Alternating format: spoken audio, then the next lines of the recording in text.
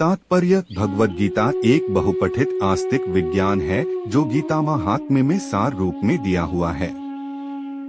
इसमें यह उल्लेख है कि मनुष्य को चाहिए कि वह श्री कृष्ण के भक्त की सहायता से संवीक्षण करते हुए भगवद गीता का अध्ययन करे और स्वार्थ प्रेरित व्याख्याओं के बिना उसे समझने का प्रयास करे।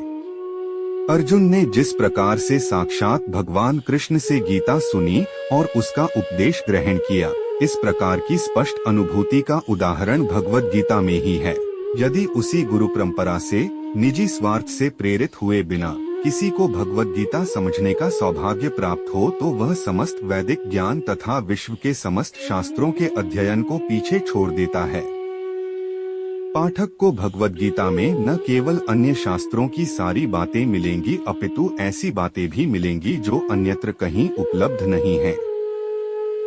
यही गीता का विशिष्ट मानदंड है। स्वयं भगवान श्री कृष्ण द्वारा साक्षात उच्चरित होने के कारण यह पूर्ण आस्तिक विज्ञान है। महाभारत में वर्णित धृतराष्ट्र तथा संजय की वार्ताएं इस महान दर्शन के मूल सिद्धांत का कार्य करती हैं। माना जाता है कि इस दर्शन की प्रस्तुति कुरुक्षेत्र के युद्धस्थल में हुई जो वैदिक युग से पवित्र तीर्थस्थल रहा है।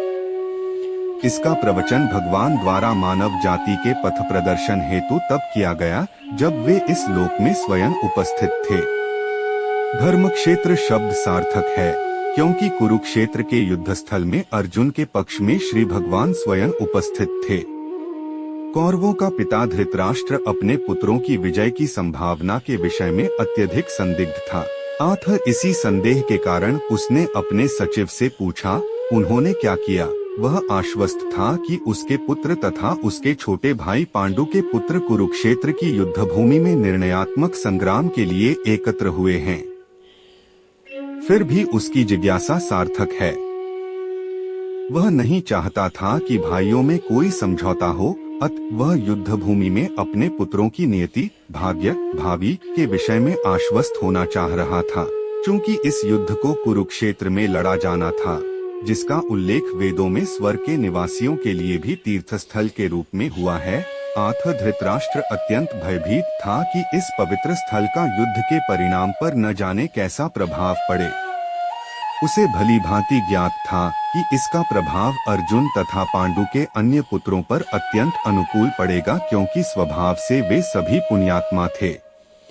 संजय श्री व्यास का शिष्य था, अतः उनकी कृपा से संजय धृतराष्ट्र के कक्ष में बैठे बैठे कुरुक्षेत्र के युद्धस्थल का दर्शन कर सकता था। इसीलिए धृतराष्ट्र ने उससे युद्धस्थल की स्थिति के विषय में पूछा।